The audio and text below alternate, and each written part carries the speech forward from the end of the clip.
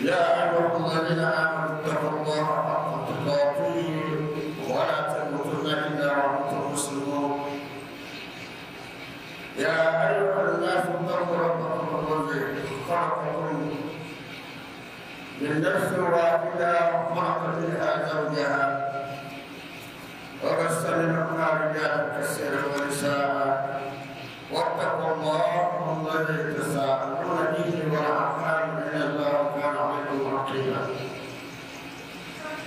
يا أيها الذين آمنوا اتقوا الله وقولوا قولا سديدا يصلح لكم أعمالكم ويغفر لكم ذنوبكم ومن يطع الله ورسوله فقد فاز فوزا عظيما.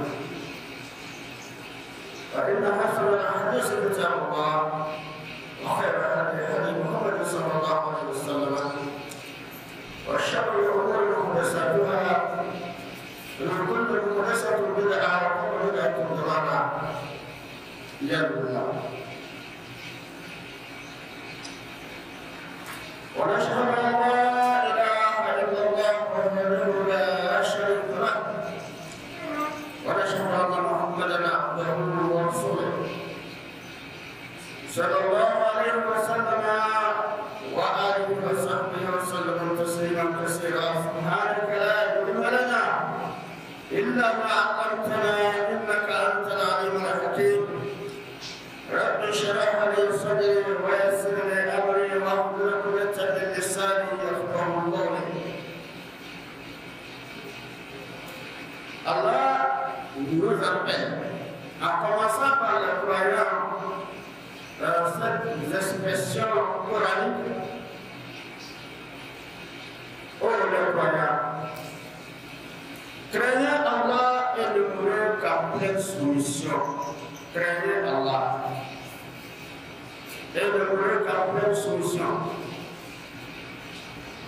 Craignez Allah comme il doit être craint. Et ne mourrez qu'en pleine soumission. Et dans l'ensemble des humains, il dit, oh homme, nous avons créé deux seuls êtres.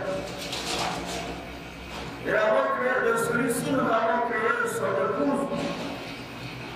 De ces deux-là, nous avons fait le peuple sur la terre, beaucoup d'hommes et des femmes. Craignez Allah au nom duquel vous implorez les uns les autres, craignez le rendre le bien de ça. Ô croyants, craignez Allah et parlez avec droiture afin qu'Allah améliore vos conditions de vie, afin qu'il vous assiste dans vos actions et afin qu'il vous pardonne vos péchés. Quiconque obéit à Allah et à son messager obtient le succès. Qu'Allah nous inscrit parmi ceux qui obtiennent par notre obéissance. La meilleure voie, le meilleur livre, c'est le Coran. Et la meilleure idée, c'est la voie de l'islam du prophète Mohammed sallallahu alayhi wa sallam. Et la pire des choses, c'est les innovations religieuses. Et dans les innovations religieuses, constituent les voies de l'égarement. Et l'égarement entraîne à l'enfer, qu'Allah nous préserve. Chers fidèles, Ramadan nous a fait ses adieux. Nous implorons Allah de tout miséricordieux, le bienfaiteur qui nous a octroyé la vie, la santé, la foi, d'accomplir ce devoir religieux très important d'abstinence, de manger en dépit de cette chaleur intense qui s'est année. Nous disons louange à Allah pour ses bienfaits, car Allah accepte nos jeûnes, il agrée nos jeûnes, nos prières, nos lectures, nos aumônes, tous les biens que nous avons faits, car Allah nous pardonne de par sa grâce et sa miséricorde. Chers fidèles, nous avons des musulmans qui ont de bonnes intentions de faire comme nous cette année Ramadan de jeûne, mais Dieu leur a rappelé très tôt avant Ramadan. qu'Allah leur pardonne leurs péchés et leur accorde le paradis. Et à ceux qui ont la chance de rentrer dans le Ramadan, mais ils n'ont pas terminé le Ramadan avec nous, Allah paradis. Il y a parmi les musulmans, les malades qui n'ont pas pu jeûner en dépit de leur bonne intention, qu'Allah leur accorde une prompte guérison. Qu'Allah leur facilite la vie, nous accorde tous la santé. Et nous accorde, nous qui sommes encore vivants, la fin, une bonne fin et surtout nous inscrire parmi les vivants de Ramadan prochain. Le thème de ce jour, qui est le premier vendredi d'après Ramadan, porte sur les musulmans déterminés et les musulmans indécis. Les musulmans déterminés et les musulmans indécis, la détermination comprend la décision ferme d'adorer Dieu. La sincérité dans l'adoration d'Allah sans arrière-pensée, sans autre ambition matérielle. La détermination à adorer Allah est ce qu'on appelle aussi la conviction de son pardon, de ses bienfaits, la certitude de ce qu'Allah prouve. La détermination à être en communication avec Allah 5 fois par jour et en communication avec Allah dans le mois de Ramadan et en communication avec Allah dans tout ce qui nous exige de faire. C'est ça la détermination. Les musulmans indécis sont ceux qui sont malheureusement, qui sont dans la prise du doute.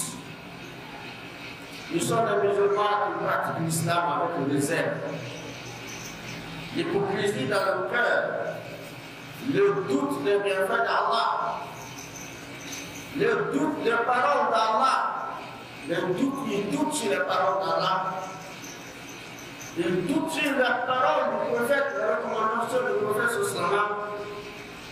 Et le pire de tout cela, ils engagent des critiques contre l'islam. Pourtant, ils se prétendent musulmans, mais ils engagent souvent des critiques contre l'islam. Ils engagent des critiques contre certaines décisions, certaines recommandations d'Allah. Ils engagent des critiques contre ce que le prophète sallallahu alayhi wa sallam nous a enseigné. Ils sont ceux-là qu'on appelle les musulmans indécis, car là nous épargne de cela. Nous nous guidons tous sur le droit chemin. Allah le tout miséricordieux a fait de nous des êtres qui nous ont donné les caractéristiques humaines, la nature humaine, parce que nous sommes issus d'un être qui est Adam, le seul. En dépit de nos différences de couleurs, de langues, des nations, de tribus, nous sommes tous issus d'un être, d'un seul être. Comme l'a dit le verset précédent, ô homme, craignez votre Seigneur qui vous a créé d'un seul être. Et de cet être-là, il a créé son épouse Hawa. Et de ces deux-là, il a fait répandre sur la terre beaucoup d'hommes, beaucoup de femmes. Et c'est beaucoup d'hommes, beaucoup de femmes qui constituent les humains qui vivent sur la terre. Allah dit, Ya ayyuhan-nas, inna khalaqnakum min dhakarin wa untha wa ja'alnakum shu'uban wa qaba'ila lita'arafu. Inna akramakum inda Allahi atqakum. Ô homme, nous vous avons créé d'un seul être, d'un mâle et d'une femelle. Nous vous avons créé d'un mâle et d'une femelle. Vous êtes tous issus d'un mâle et d'une femelle, d'un homme et d'une femme. Et nous, Allah n'est pas nous, notre puissance, avons fait de vous des nations différentes et de tribus différentes. Les nations différentes, de tribus différentes, comprennent ici des races différentes, des langues différentes, des clans différents et des nationalités différentes. C'est pourquoi il dit وَمِنْ آيَاتِهِ خَلَقُ السَّمَاوَاتِ وَالْأَرْضِ وَمِنْ آيَاتِهِ خَلَقُ السَّمَاوَاتِ وَالْأَرْضِ وَاخْتِلَافَ أَلْسِنَتِكُمْ وَأَلْوَانِكُمْ. Parmi les signes de la puissance d'Allah est la création des cieux et de la terre. Pour croire qu'il y a une puissance, un Dieu puissant qui est au-dessus de tout ce que les gens les soucient. c'est la création des cieux et de la terre. Il ne s'est associé à personne à la créer, ni personne à créer la terre. Et il a fait de vous des différentes idées, il a créé de différentes langues et aussi de couleurs. De différentes langues de couleurs, alors vous avez des différentes langues de couleurs.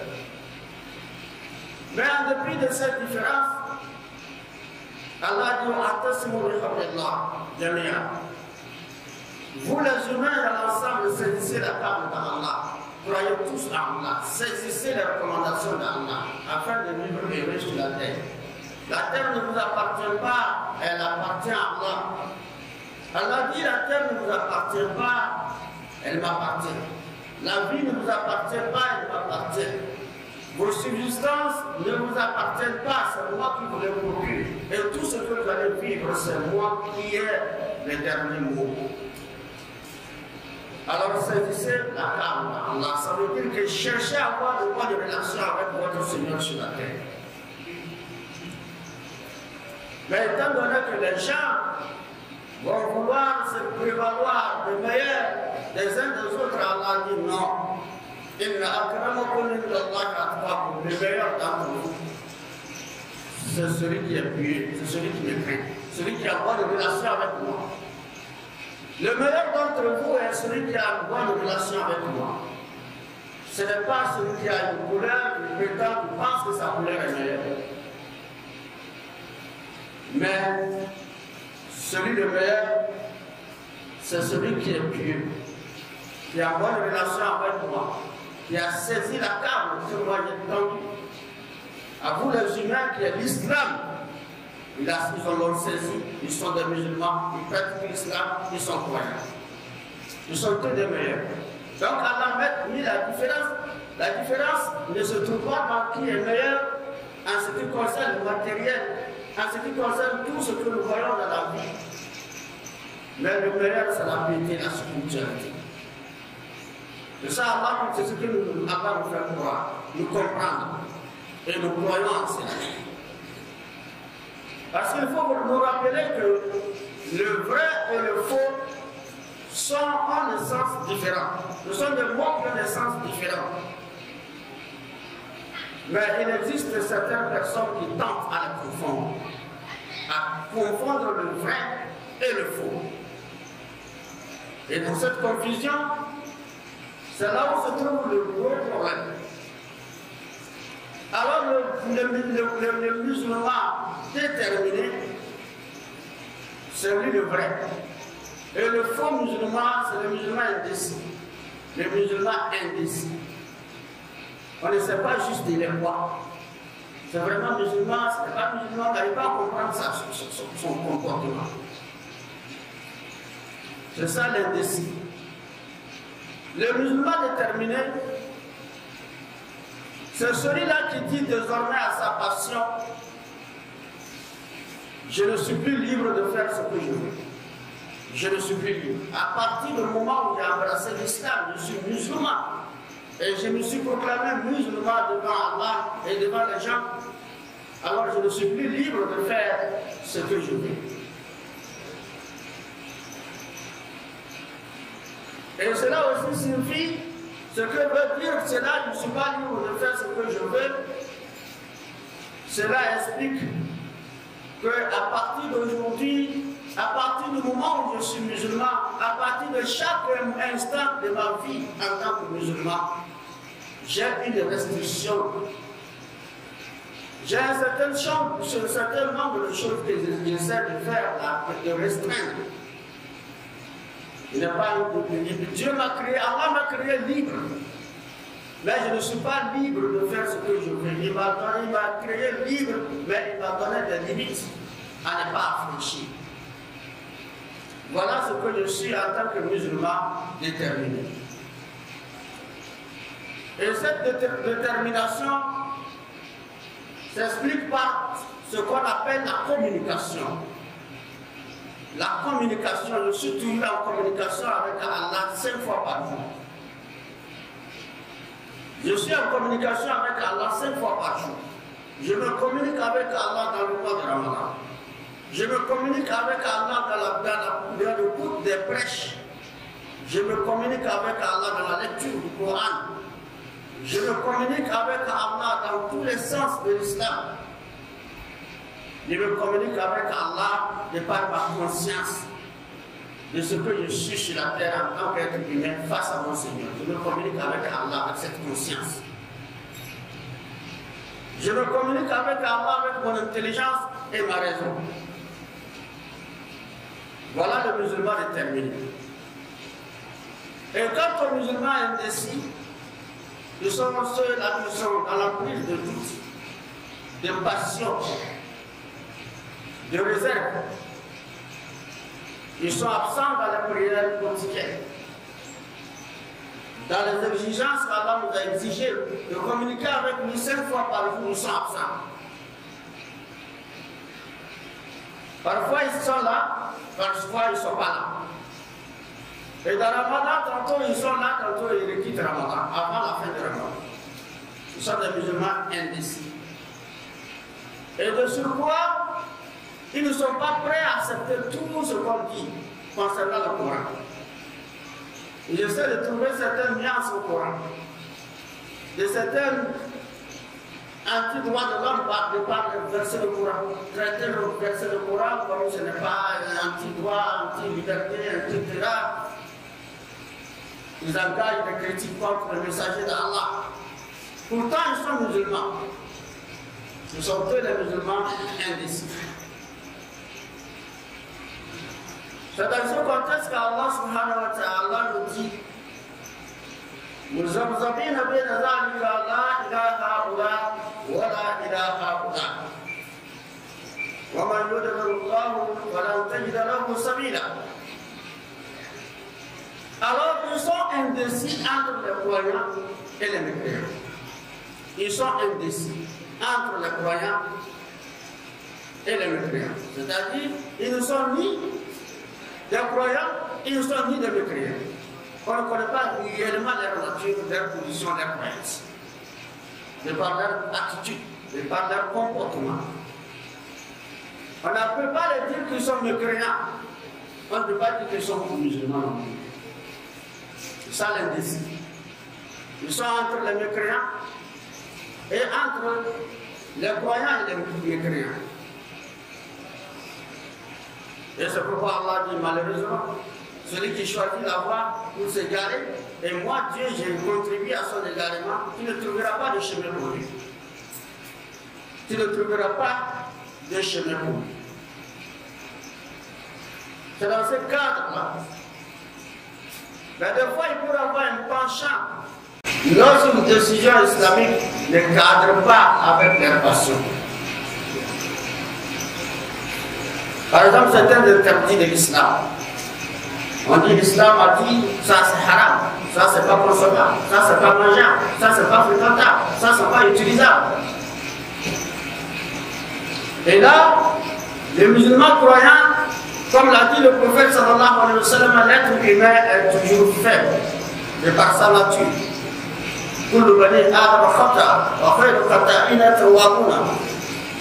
Chaque être humain commet des fautes, commet des péchés. Il n'existe pas parmi nous les hommes ordinaires qui ne commettent pas les péchés.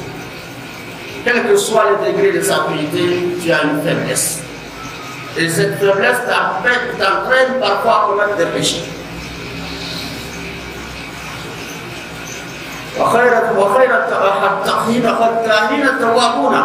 le meilleur d'entre vous, les pécheurs, c'est ceux qui reconnaissent leur faiblesse. Ils sont pieux et ils craignent Allah et ils se repentent quand ils commettent des péchés.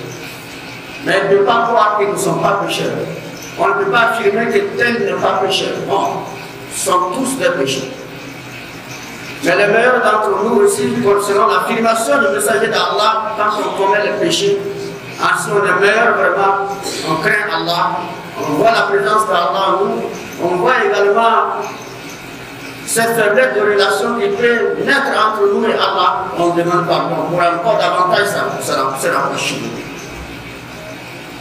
C'est toujours dans la détermination, dans les cas du musulman détermination, c'est déterminé, c'est leur comportement. Alors ces gens de musulmans indécis, et ils engagent des critiques. Parce que le musulman déterminé ne critique pas. Il croit que c'est la vérité, ce que le prophète a dit, ce n'est pas bon de faire. C'est la réalité. Mais de par sa faiblesse, il a fait. Là, il dit à sa femme, il ne demande pas. Il croit que ce qui est écrit, ce que les prédicateurs, même si ce n'est pas lu le Coran, ce que les prédicateurs veulent dire qu'Allah a dit, ce n'est pas bon, il croit que c'est vrai. Allah est véridique. Ils acceptent que c'est vrai.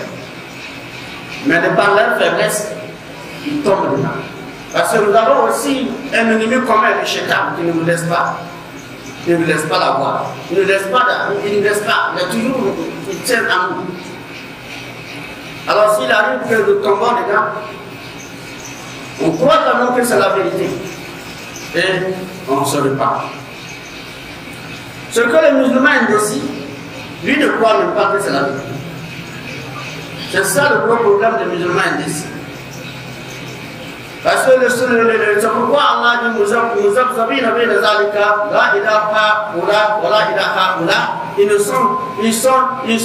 des indécis entre les croyants et croyants. Ils ne sont ni entre l'un de ceux-là, ni l'un de ceux-là. Parce que le mécréant, lui, celui qui ne croit pas, on dit il est mécréant. Il ne croit pas au Coran, on dit kafir. Kafir ne veut pas dire, ce n'est pas une insulte. C'est pour dire qu'il s'est détourné de Dieu. Il n'accepte pas ce que Dieu a. Il a voilé ce que Dieu a mis entre lui et lui. Il a voilé, il n'a pas besoin de Dieu. C'est ça le sens de kafir. Alors lui, il ne croit pas quand on dit Coran a dit, allez laisser les gens là-bas, votre Mohamed là-même. Il est clair parce que lui, il ne croit pas. Mais lui, là, il dit, je suis croyant, là, il a d'Allah. Parfois, on le trouve à la mosquée, parfois, dans le jeûne, on le voit à jeûner. Parfois, dans toutes certaines situations islamiques, ils sont là. Mais quand on dit Allah dit, il faut laisser les gens là-bas. Ou chaque fois que Allah dit, laissez les gens de l'histoire là. On dit au prophète, laissez les gens en paix. On va laisser les gens en paix. C'est leur produit. C'est pourquoi Allah dit Ma ya'atihim min zikrin. Ma ya'atihim min zikrin. Muhdathin. Illa istama'uhu wa hum yal'abun. Lahiyatan qulubuhum. Wa asharru an-najwa alladhina zalamu. Ils n'entendent jamais les propos coraniques qu'Allah a fait descendre pour eux sans qu'ils l'entendent et s'amusent, jouent avec leur langue contre ça. Dénigrent ça avec leur langue. Et leur cœur est distrait. Il n'y a aucune foi dans leur cœur. Leur cœur est distrait. Et les injustes parmi eux encore tiennent des propos discrets, secrets, contre l'islam. C'est le musulman. Mais quand il assiste avec les gens qui ne sont pas musulmans, qui engagent des critiques contre l'islam, il participe. Il dit oui, c'est vrai. Moi, je suis musulman, mais vraiment, moi-même, je vois ce qu'on dit, que le Coran dit, ça ne m'intéresse pas. Franchement, vous me voyez, est-ce que je suis comme ça? Je ne suis pas dans ça. Il n'est pas dans ça. Leur cœur est distrait et ils sont maintenant dans la conversation secrète. Il ne dira jamais ça dans le public musulman. Là où il le dit, c'est secret, là où il n'y a pas de musulman. Ou carrément là où ils sont ensemble, leurs semblables, les indécis. Et ils sont là, peut-être 3 têtes, 4 têtes, tous des indécis. Oui, moi, j'avais entendu un madame là, il avait prié le mosquée là, il dit quoi, que Dieu a dit quoi, que le prophète. Et il faut les laisser là-bas. Et l'autre dit, il faut les laisser là-bas. C'est vous qui avez leur temps. C'est vous qui avez leur temps. Mais quand on dit Juma, ils sont pleins dans les mosquées du vendredi. Les jours de Eid al-Fitr wa Adha, les jours de fin du jeûne, la rupture du jeûne, la prière de rupture du jeûne et du sacrifice, ils sont en gros boubou. Je suis de gros musulmans ce jour-là. Gros de lieux même de bœuf, plus cher. Et encore, ce qui est grave à notre époque, c'est cette situation de religion ancestrale que certains ont eu l'esprit de propager dans le monde, prétendant que l'islam n'est pas une religion des Noirs, une religion des Arabes. Donc on nous a imposé l'islam, selon eux.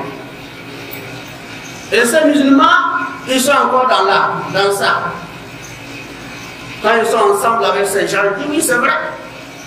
C'est vrai pas la plupart de moi. En tout cas, moi, c'est vrai. Moi, je ne peux pas quand même abandonner les choses de mes ancêtres. Ça va passer, le grand-père m'a appelé, on est parti, on a fait ce bruit. C'est quoi? C'est aussi une religion. Et il vient encore, il fait alors là, il rentre à la mosquée. C'est de ça que nous parlons. C'est la raison pour laquelle on voit les musulmans nombreux, apparemment nombreux. Et pour avoir encore plus grand nombre de ces musulmans, ça dans le mois de Ramadan, qu'on identifie encore leur nombre. Plus grand. Et progressivement, avec l'avancée de l'islam, vous voyez encore la restriction du nombre de musulmans dans le mosquée. C'est les musulmans qui sont partis. Parce qu'ils ne tiennent pas au bout. C'est de ça nous parlons. Et ces musulmans indécis. C'est pourquoi ce qui a rappelé, je suis musulman, sois ferme. Je suis musulman, sois ferme, sois déterminé. Ou ne sois pas musulman. C'est encore mieux. Sois musulman et sois déterminé. Soit ne sois pas musulman. Puisque ne vous oblige pas. Si les gens prétendent qu'on nous a imposé l'islam, je ne pense pas qu'il y a eu une force de sécurité islamique derrière quelqu'un avec un épée ou bien une arme pour demander à quelqu'un de se convertir. Nulle part. C'est la raison qui fonctionne. C'est l'intelligence de l'homme qui fonctionne. C'est la communication, les paroles qu'il entend qui fonctionnent. الذين يستمعون القول فيتبعون احسنه اولئك الذين هداهم الله واولئك هم اولو الالباب. Ce sont ceux-là qu'Allah dit, ceux qui entendent les paroles et met en fonction le meilleur d'entre ces paroles qu'ils entendent, ils les met en fonction. Ils mettent les paroles meilleures en application. Ils sont eux Allah a guidé. Ils sont eux qu'Allah, ils ont voulu la guidance, Allah les a guidés de par leur intelligence, leur raison. Et ce sont eux parmi les humains, c'est les vrais hommes intelligents. Parce que quand on écoute les paroles, on sait la parole qui est meilleure et celle qui n'est pas meilleure. Donc, les gens intelligents et raisonnables arrivent à s'en connaître, à identifier les paroles vraies et les fausses paroles. Les paroles avantageuses et non avantageuses. C'est la différence entre l'homme intelligent. Être intelligent n'est pas vouloir dire que je suis toujours meilleur en classe, meilleur dans tous les domaines. Dans le concours, je suis le premier. Ce n'est pas ça l'intelligence. C'est l'intelligence du sauvetage de sa peau sur la terre et dans l'au-delà. Être intelligent dans ce sens. Mais lorsqu'on n'est pas intelligent dans ce sens-là, on est comparable au mouton bête. Le mouton intelligent pour chercher ce qu'il va manger. Son intelligence est carrée là. Ça fonctionne là. Mais après de manger ce qui va l'arriver, il ne sait pas. Ça ne l'intéresse pas. Et à faire de sa mort ou sa résurrection, ça ne l'intéresse pas. Parce que cette information n'existe pas dans la vie du mouton. qu'Allah nous guide sur le droit chemin. Il nous facilite la compréhension des textes islamiques. Il nous facilite la compréhension de l'islam et la pratique de l'islam. اهدنا الصراط المستقيم صراط الذين أنعمت عليهم غير المغضوب عليهم ولا الضالين آمين. أقول قولي هذا أستغفر الله لي ولكم وسائر المسلمين من كل ذنب واستغفروه إنه هو الغفور الرحيم.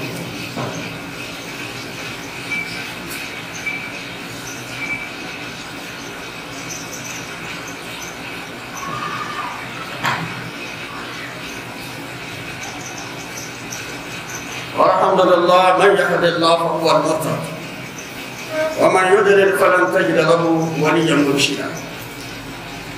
وصلى الله على سيدنا ونبينا محمد وآله وصحبه وسلم تسليما كثيرا. Et dans ce sens-là, les savants ont qualifié ces gens indices, ces musulmans indices, des personnes d'absence de pudeur.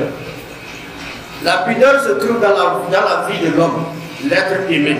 C'est dans l'être humain qu'Allah a mis l'esprit de pudeur. Dans les autres créatures, il n'y a pas d'esprit de pudeur. C'est pourquoi Allah nous a donné les vêtements pour notre pudeur. Aujourd'hui, parmi nous, personne n'acceptera de se déshabiller. S'il est normal, mentalement normal, personne n'acceptera de se déshabiller tout de suite là, en public. C'est dû à quoi? La pudeur. Quand on dit pudeur, ça signifie la honte. Qu'on voit son corps. L'animal n'a pas de vêtements et l'animal se tue nu et l'animal ne se soucie pas de sa nudité. Donc ceux-là, ils n'ont pas de pudeur. Celui qui a la pudeur ne peut pas prétendre qu'il est musulman et encore poser des actes, encore lui-même contredit l'islam de par sa parole, de par ses actes. Il n'a pas de pudeur. Devant celui qui, lui, il est en train de contredire sa propre religion, il n'a pas la pudeur devant la personne. Il ne se dit pas qu'est-ce que la personne va me traiter après tout. Un faux ou un vrai, un musulman ou un non-musulman. Ça ne dit rien. Il parle, pensant qu'on va le féliciter. Pourtant, on ne le félicite pas. Une personne raisonnable, lorsqu'il est d'une part, c'est pas là, moi je suis musulman. Je suis une personne pratiquante de la religion chrétienne. Ou la religion ancestrale vient s'asseoir à moi et critiquer ça. Alors, s'il critique ça, mais il m'affirme encore qu'il est ça, je dirais qu'il n'a pas honte. Il avait le honte de ne pas critiquer sa propre croyance devant moi. Parce que c'est le mieux, quand on n'aime pas quelque chose, quand on voit le mal de quelque chose, on quitte ça. On ne reste pas là. Alors il faut savoir que si on ne quitte pas l'islam, nous-mêmes, de par nos comportements indécis, Allah lui-même nous sort dedans. Parce que le comportement indécis entraîne à l'apostasie. L'homme quitte l'islam sans savoir. Ça de ça, je veux que le musulman ne sache pas. Toute personne qui a cet esprit, qui a ce comportement de qu'à savoir qu'il peut arriver à un niveau donné, il n'est plus musulman aux yeux d'Allah. Parce qu'on est musulman pour Allah, pour les êtres humains. Mais nous, on peut toujours croire que vous êtes musulman, mais devant Allah, vous n'êtes pas musulman. Allah vous a sorti du cadre de l'islam. Allah vous a sorti du cadre de l'islam. Vous faites l'ablution, vous rentrez dans la mosquée, Allah ne vous regarde pas. Vous jeûnez les 15 jours que vous avez pu faire, 20 jours, et dire que ah, cette année j'ai fait effort, j'ai fait jusqu'à 15 jours. Allah ne s'en fout de ça. Alors il faut éviter ce comportement indécis qui est dangereux, qui sort l'homme de l'islam sans qu'il ne sache qu'il n'est plus musulman. Quand on veut quelque chose, on le pratique. On ne veut pas, on le quitte. On veut une nourriture, on la mange. On ne veut pas, on ne la mange pas. Puisqu'on ne nous a pas forcé de l'être. On ne force pas de le manger. Voilà le sens de la situation. C'est pourquoi le prophète sallallahu alayhi wa sallam nous a défini cela. Il nous a défini cela. Et quiconque pose des actes semblables à un peuple, alors la personne est considérée comme l'un de ces personnes. Alors si un homme musulman critique l'islam, il critique les textes coraniques, il critique Mohammed, il n'est pas musulman. C'est parce qu'il est fait. Mais toi musulman, si toi aussi tu le fais, alors tu es considéré comme lui. C'est ce que le prophète sallallahu alayhi wa sallam dit. Man tashabbaha biqawmin fahuwa minhum. Man tashabbaha biqawmin fahuwa minhum. Quiconque pose un acte semblable à un peuple est considéré être l'un d'eux. Est considéré être l'un d'eux. Alors si tu poses un acte semblable aux musulmans déterminés, tu es musulman déterminé. Si tu poses un acte semblable aux hypocrites, tu es musulman hypocrite. Un musulman associateur, tu es musulman associateur. Un musulman également, semblable au mécréant, qui devient mécréant. Qu'on fasse très attention, qu'on ne pose pas des actes vains, des actes inutiles. Qu'on soit musulman ou musulman n'est pas musulman, on nous connaît. Dieu lui nous connaît, les humains nous connaissent. Ne mélangeons pas la farine. Ne prenons pas la farine du mil mélangée avec le maïs. La couleur devient différente, la couleur change. Ça, il n'y a même pas de doute dessus. C'est pourquoi Allah lui-même nous appelle encore, nous met en garde. وَالَّذِينَ كَذَّبُوا بِآيَاتِ اللَّهِ وَالَّذِينَ كَذَّبُوا بِآيَاتِنَا يَمَسَّهُمُ الْعَذَابُ بِمَا كَانُوا يَفْسُقُونَ. Alors ceux qui demandent, qui traitent de mensonges nos paroles, ceux qui traitent de mensonges nos paroles, alors nous allons les contraindre à l'enfer, au châtiment, à cause de leur perversité. Nous allons les contraindre à l'enfer, à cause de leur perversité. Et le prophète sallallahu alayhi wa sallam, il nous a dit à celui qui n'a pas de pudeur, il ne rentre pas au paradis. Et ces gens-là forment partie des gens qui n'ont pas de pudeur. Ça se trouve à tous les niveaux comportementaux des personnes indécises. Les actes sont différents. Les actes sont nombreux et différents. Chaque personne indécise a son comportement différent.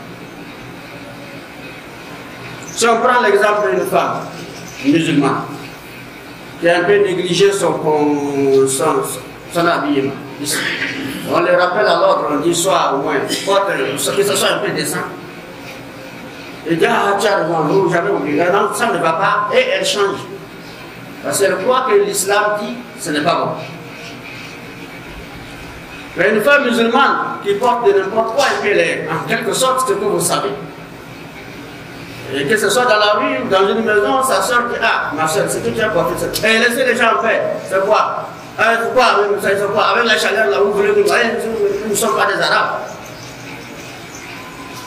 C'est ça les décisions. Vous voyez, ces comportements sont différents partout. Traitez la parole d'Allah de mensonge. Pourtant, Allah a dit, portez vos vêtements, habillez-vous portez. Et il dit à nous, vous avons envoyé vous les fils d'Adam les vêtements pour couvrir vos nudités. C'est Allah qui recommande cela, ce n'est pas Mohamed, ce n'est pas Malam. Tout cela se trouve dans ce qu'on appelle comportement indécis. Traiter, refouler ce qui est vrai, on appelle ça critique à la parole d'Allah. On ne peut pas critiquer la parole d'Allah et être en bonne relation avec Allah, ce n'est pas possible. Qu'Allah nous pardonne, qu'il nous agrée. Et tout cela forme partie de ce qu'on appelle l'impudique. L'impudique. Comportement impudique. Parce qu'une personne qui a la pudeur, lorsqu'on l'appelle à l'ordre, elle se soumet. Une personne impudique qui prétend qu'une personne qui est indécis, qui est musulmane indécis, ou musulman indécis, et lorsqu'on l'appelle à l'ordre, il le fout. Sans honte, sans pudeur. Inna mimma adraka an-nubuwwatu al-ula. Inna mimma adraka an-nubuwwatu al-ula idha lam yastati fashna ma shita. Le prophète sallallahu alayhi wa sallam a dit, il a vu le mot pudeur, la honte, et il a fouillé dans tous les textes des prophètes que Dieu a envoyés. Et tous les prophètes que Dieu a envoyés étaient unanimes à dire à leur peuple que celui qui n'a pas de pudeur, qu'il fasse ce qu'il veut. Et seul celui qui n'a pas la pudeur est capable de faire ce qu'il veut. C'est lui qui est capable de faire ce qu'il veut. Mais celui qui a la pudeur, il a une restriction. Il sait où restreindre son désir, restreindre son ambition, restreindre sa passion. Il est capable de tout restreindre pour être aux normes religieuses. Allah nous guide à l'islam, à la pratique des normes religieuses qui nous facilitent la compréhension de l'islam et nous apportent une bonne. D'abord, ceux qui nous ont quittés, dans le Ramadan, même après Ramadan, même aujourd'hui dans l'enterrement, on dit qu'Allah illumine leur tombe. Allah leur facilite le séjour dans le tombe. Il leur apporte la bonne résurrection. Il leur apporte le paradis comme demeure finale et demeure éternelle. Nous qui sommes encore vivants dans les jours sont courts, nous ne savons pas quand qu'Allah nous accorde une bonne fin. Il nous facilite tout, qu'il nous pardonne nos péchés avant de nous éliminer. Allah facilite notre vie religieuse de pratique et qu'il nous facilite nos vies familiales et sociales, de bonnes relations avec les humains, quelle que soit leur nature, leur croyance. Allah veut que nous soyons en bon terme, en bonne relation. Mais nous sommes différents de par la croyance des pratiques. C'est ça qui nous différencie, mais nous sommes tous des humains. Allah nous guide à comprendre tout cela. Allah nous facilite la compréhension. ربنا لا تزغ قلوبنا بعد إذ هديتنا وهب لنا من لدنك رحمة إنك أنت الوهاب ويا مقلب القلوب ثبت قلوبنا على دينك توفنا مسلما وألحقنا بالصالحين ربنا آتنا في الدنيا حسنة وفي الآخرة حسنة وقنا عذاب النار اللهم احينا مسلمين وتوفنا مسلمين سبحان ربك رب العزة عما يصفون وسلام على المرسلين والحمد لله رب العالمين.